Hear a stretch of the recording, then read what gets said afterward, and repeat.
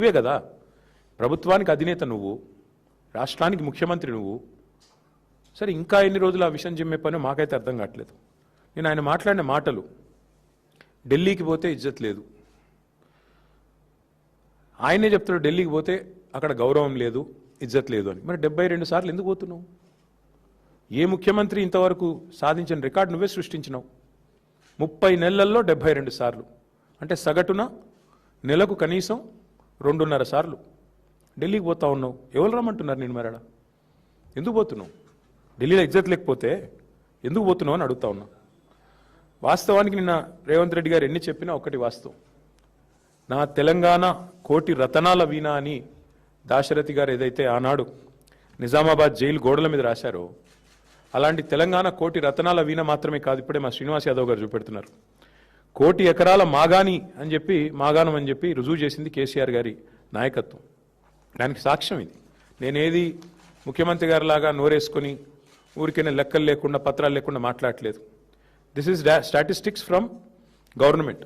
తెలంగాణ మార్క్ఫెడ్ నుంచి, తెలంగాణ ప్రభుత్వ వెబ్సైట్ నుంచే తీసుకుని, directorate of economics and statistics మీరు చూడొచ్చు. 2014-15లో మన రాష్ట్రంలో మొత్తం ఆ రోజు ఎన్ని హెక్టార్లలో సాగయ్యేది అంటే 26,13,000 హెక్టార్లు మాత్రమే. 14-15 అంటే తెలంగాణ వచ్చిన రోజు, కేసీఆర్ గారు గద్దెనెక్కిన రోజు. కేసీఆర్ గారు గద్దె దిగిన రోజు 2023-24 59,89,89 లక్షల హెక్టార్లు. అంటే 1 కోటి ఎకరాల మాగాణం పెరిగింది కేసీఆర్ గారి పరిపాలనలో. 1 కోటి ఎకరాలు అదనంగా సాగులోకి వచ్చిన మాట వాస్తవం. ఇక దానికి ప్రతిఫలంగా ఏముంటుంది మీకు? సహజంగా పంటల ఉత్పత్తి ఎంత పెరిగింది చూడొచ్చు. ఇదంతా అఫీషియల్ స్టాటిస్టిక్స్. తెలంగాణ వచ్చినాడు, కేసీఆర్ ప్రభుత్వం వచ్చినాడు, ఆ రోజు కేవలం 24,29,000 మెట్రిక్ టన్నులు ఆ రోజుల్లో, ఇది మార్క్ఫెడ్ ఇది లెక్క. మరి ఆ రోజు ఉత్పత్తి అవుతే దిగిపోయిన నాడు ఎంత? మళ్ళీ మోర్ దెన్ డబుల్. ఇవన్నీ కూడా మీకు ఇస్తాను, చూసుకోవచ్చు. సీజన్ వైజ్ ఎంత పెరిగింది, సాగు ఎంత విస్తీర్ణం జరిగింది, ఎంత పెరిగింది, పంటల ఉత్పత్తి ఎట్లా పెరిగింది, ఇవన్నీ లెక్కలతో సహా మాట్లాడతాం. పరిస్థితి ఇట్లా ఉంటే రేవంత్ రెడ్డి గారు మరి ఎందుకు ఇట్లా మాట్లాడుతున్నారు? ఎందుకు పదే పదే పదే పదే తెలంగాణ రాష్ట్రాన్ని అవమానిస్తున్నారు? మాకు అర్థం కావట్లేదు. అసలు ఢిల్లీకి ఎవరు రమ్మన్నారు నిన్ను? ఎవరు బతిమలాడుతున్నారు ఢిల్లీకి రానాయన? నిన్ను ఇక్కడే ఉండు, 2.5 ఏళ్ళు ఇక్కడే ఉండి పరిపాలించు. ఆ మూటలు మోయకుండా, లుచ్చా మాటలు మాట్లాడకుండా మాట్లాడు, మంచి మాటలు మాట్లాడి 1,000 కోట్ల రూపాయలు ఢిల్లీలో సమర్పించుకోకుండా ఇక్కడే ఉండి మాట్లాడు. ఇంకా చండాలమైన మాట, తెలంగాణ వాళ్ళు అనగానే అసహించుకుంటున్నట. ఆయన అంటున్నాడు నిన్న, తెలంగాణ వాళ్ళు అనగానే అసహించుకుంటున్నారు. అసహించుకునేది నువ్వు చేసిన దివాలాకోరు రాజకీయం, నువ్వు చేసిన వెధవ పనులు, ఓటుకు నోటు కేసులో దొరికిపోయిన విధానం, ఇవన్నీ నేను చూడగానే గుర్తొస్తున్నాయి. దొంగను చూసినట్టు చూస్తున్నారు. అవును, చూస్తారు. దొంగను దొంగలాగానే చూస్తారు, ఇంకోలాగా చూడరు. దొరను దొరలాగానే చూస్తారు, దొంగను దొంగలాగానే చూస్తారు. That is the world. ఇవాళ వాస్తవం ఏంటి అంటే తెలంగాణను చూసి ముక్కున వేలేసుకుంటున్నారు, తెలంగాణను చూసి ఆశ్చర్యపోతున్నారు.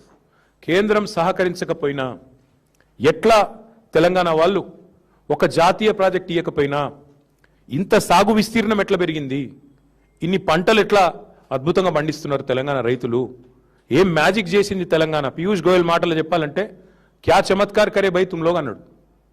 అది ఇవాళ తెలంగాణను చూసి దేశం ఆశ్చర్యపోతున్న తీరు. అసలు కేంద్రం సహకరించనే లేదు మేము 10 ఏళ్ళుంటే.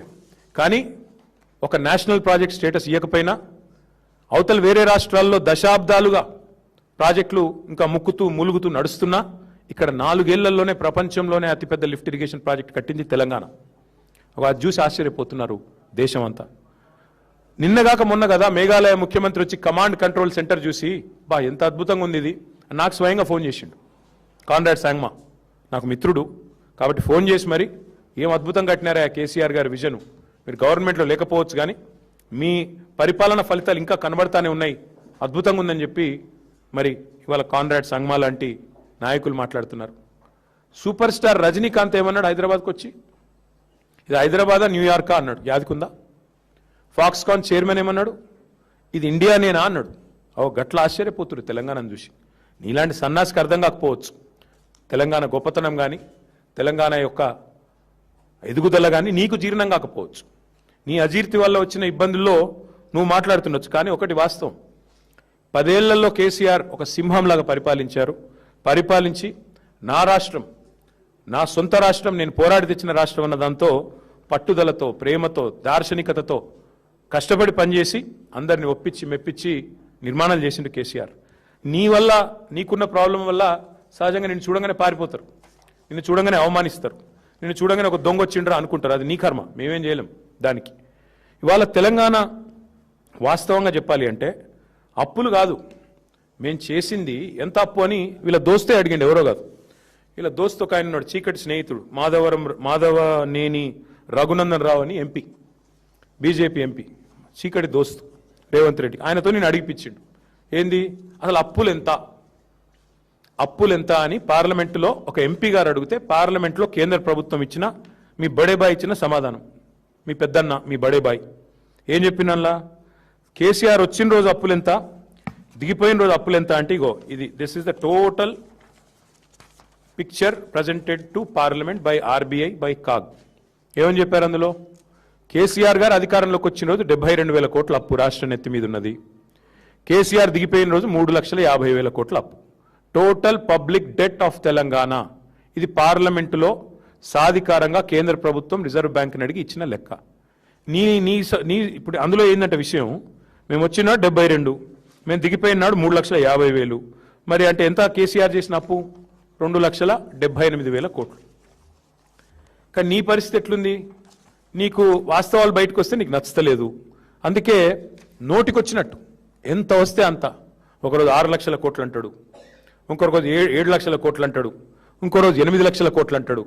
మరి నీ లెక్కలు నమ్మాలనా, లేక కాగ్ లెక్కలు, మరి ఆర్బీఐ లెక్కలు నమ్మాలా, పార్లమెంట్లో కేంద్ర ప్రభుత్వం చెప్పింది నమ్మాలా, ప్రజలు ఏది నమ్మాలా, ముఖ్యమంత్రి చెప్పు.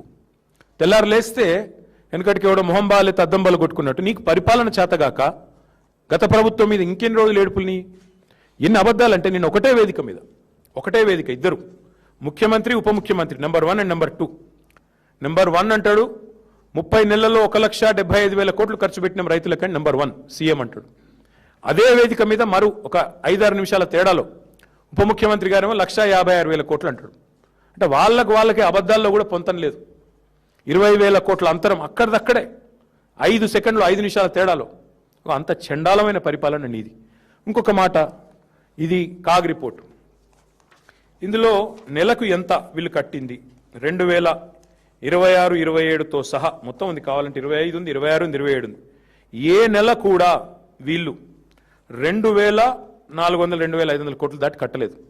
కానీ ఏం చెప్తారు, ప్రతిసారి 6,000 కడుతున్నాం, 6,000 కోట్లు కడుతున్నాం, 7,000 కోట్లు కడుతున్నాం. వాళ్ళ ఇష్టం, నోటికి మొక్కాల. ఇది కాగ్ లెక్క. మరి కాగ్ లెక్క నమ్మాలా, నీ కాకి లెక్కలు నమ్మాలా? అంటే అప్పుల్లో మీరు చెప్పేది తప్పే, మిత్తిల్లో మీరు చెప్పేది తప్పే. మళ్ళీ ఇంకా దాని మీదకెళ్ళి తెలంగాణ ఏదో దివాలా తీసిన రాష్ట్రం అని నువ్వు మాట్లాడే మాటలు